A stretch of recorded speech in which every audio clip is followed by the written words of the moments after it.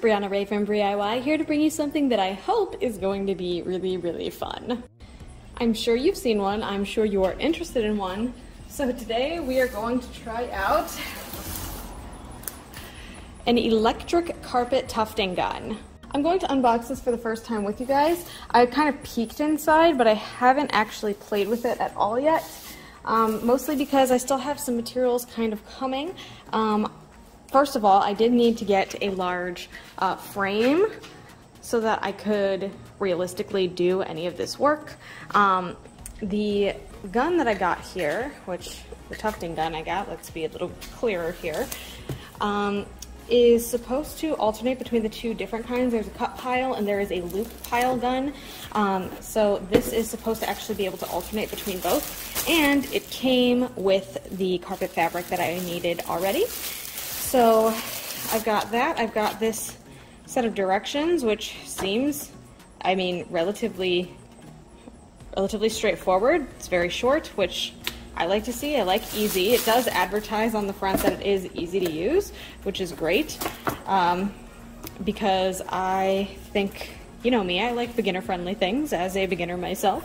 We've got all of our pieces parts in here. We've got our power cables and the actual unit here. Power button on there. I'm gonna get it out. So there's very clearly something for me to hold on to. As I angle, you can see up here, this is where the yarn, I'm assuming, is going to be fed through. We've got, I mean, our basic components here. It's not as heavy as I was expecting, which is, I guess, good news for me, but it's got like a trigger here. And I mean, that's about as much as I could say about it for now. I haven't actually plugged it in yet. I don't even know if it works. So I guess you'll be the ones to find out with me. If this is as loud as I think it's going to be, I'm afraid I'm gonna have to hyperlapse through most of this video just so that you can actually hear what I'm doing or saying. But for the time being, I'm gonna angle this out and we're gonna see if it works. 3, 2, 1. Okay, got the light on. I guess I have to press the trigger for it to start going. That's not too bad. That could be way worse. All right, not so bad. Great, let's see how to load it. I take it back. I think a more realistic first step would be to frame this guy. So I'm just gonna unwrap this, and it came with some tack boards. The frame came with some tack boards to stick it up. I don't know how well they're going to work. I have never done this before, as I'm sure we all know. So I kind of caved a bit and went for a method I'm a bit more comfortable with, which is tacks, actual tacks. I don't know exactly how tight it's supposed to be because the lines are starting to warp on it, which, I don't know, gives me weird feelings. Oh, this is a lot better. Just added a couple more anchoring points. You can see my whole fist isn't going through it now. It kind of fights me back, so that's good. Now to figure out how to load the tufting gun. So it wasn't wrong. It is very easy to get started, assuming that this is correct. It seems like the way to alternate between cut and the loop pile, and I think I should be at the cut setting right now, is you'll string it through this loop on top, and it needs to have a pretty consistent way of feeding. That's why the thing here, this frame, has these kind of like bars over on the end there. That way I can hold like cones of yarn. Of course, I don't have cones of yarn, but I do have yarn, and it's pretty loose yarn at that, so I'm hoping that this will be okay. I'm gonna draw my design. I'm probably gonna go maybe up kind of high, like maybe up here somewhere, just because I know that it's really tight. Actually, towards the bottom's a little bit tighter. I might do it right about here. So I'm just gonna draw my design, and we're gonna see how it goes. So I'm definitely trying to go with some very simple shapes here, and of course that means I was only able to get 3 colors in there. And I think I don't want to use the pink for this color scheme if I can only get 3. I was really pushing myself to find this 3rd color. I thought it was going to be my outside, or this 4th color. I thought it was going to be my outside color, and it's not, which means I can switch to this orange and show you how to get this baby all looped up. So I'm going to start by just getting all this ready. Pro tip about yarn, you want to pull your yarn from the center because it's less likely to tangle that way. This loop here, so I am just going to shove that inside. It's very heavy when you're with one hand. Next, take your threader, I'm going to kind of shove it up through the bottom, pop out on the top. I'm just gonna, these cars are so loud around here. So throw that through the threads and pull so that it can come through. And I'm actually gonna go set this kind of around the corner a bit on my loop. That way it kind of has no obstructions and can come out.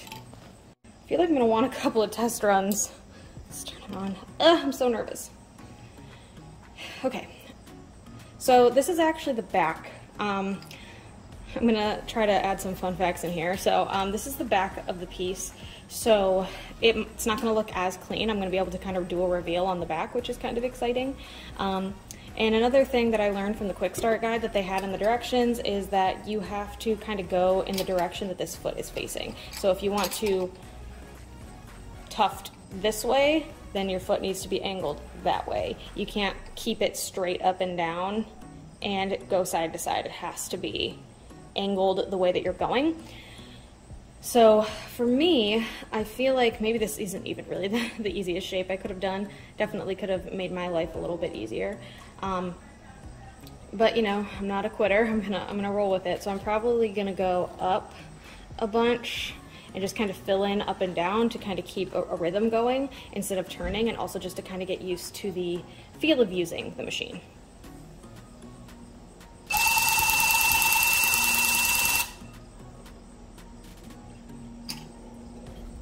Yeah, we lost her.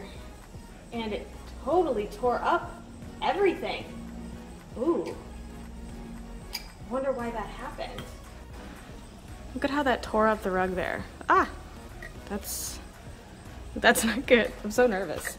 I also don't know what might be like user error, what could technically be going wrong, because the quick start guide was a whopping 4 minutes, and like this is what I got, you know, like this is what I can do. Maybe I want to tighten it up even a bit more and add a couple more tacks on the side. I'm thinking that might be a good move too. Okay, let's try again. I feel like I'm even more nervous than the first time since it didn't go well. Okay, power's back on. I wonder what happens if I just kind of press it without putting it into the thing. I wonder what happens to the yarn. Oh, it does kind of get cut off. What do you know? Interesting. Okay, well, okay. I'm also thinking maybe if this doesn't go well, I should switch to loop pile and just do that for the first couple runs, and then maybe switch to cut pile in another video when I feel more comfortable. But let's try this one more time. Ready?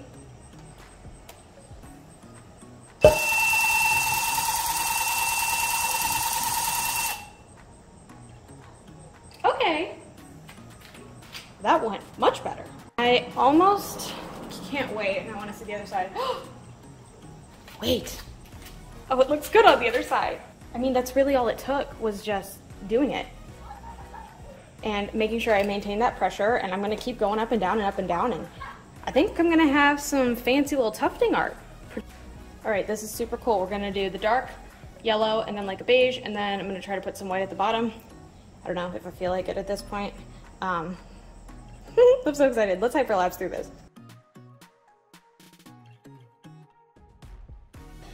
All right, I rethreaded a couple times, but I think I'm done with this color. So that took me about 5 minutes just to do that section. Of course, this is my first time doing anything. I definitely found out that you can go over the same section twice. So for the sections that I think maybe got torn up, like the one up here on my test strip, I was able to go over it a second time. You could definitely see a difference between how messy this was and what this looks like. I think that working closer to the center where there's a little bit more tension and it's not so close to the edge makes a difference as well. So these are just some pro tips for you. So I'm going to kind of get this out of the way. I'm going to switch to my next color, which should be pretty quick.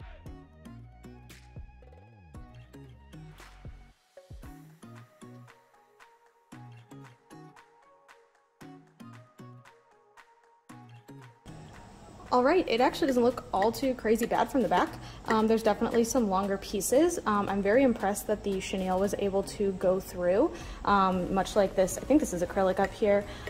The quick start guide did say it could do a lot of different yarns of different thicknesses. As long as it fits through, then it shouldn't have a problem. I guess let's do the reveal together. Okay, one last look at the front. And I'm so nervous, let's go to the back. Okay, it's dark, but that kind of looks like a rainbow. You know, I guess I didn't really think much about the lighting over here when I was setting up these angles, but okay, it's a rainbow. I mean, right? I wonder if I can trim this up and I will show you what it looks like when it's all kind of clean. All right, and there we have our little rainbow. And how cute is it? I actually think it looks pretty good. There's definitely some like minor inconsistencies, like there's a little bit too much yellow down there, but you know, I bet we could cover that up with a little bit of movie magic, if you will. So I just kind of went around and cut any of the extra loose threads. I have not glued the back of this yet, so any of these threads could pop out theoretically, so I'm really just kind of skimming the surface and not pulling. I am just only grabbing anything that looks as though, see, like that whole piece just came out. Anything that I cut off and kind of just brushing it very lightly to kind of get it off. Here we can kind of see the consequences of going over a section more than once. The fabric obviously ripped, as you can see up here, and you can kind of see it poking through on the finished side of the rug situation. But honestly, I'm very impressed with how the shape was maintained.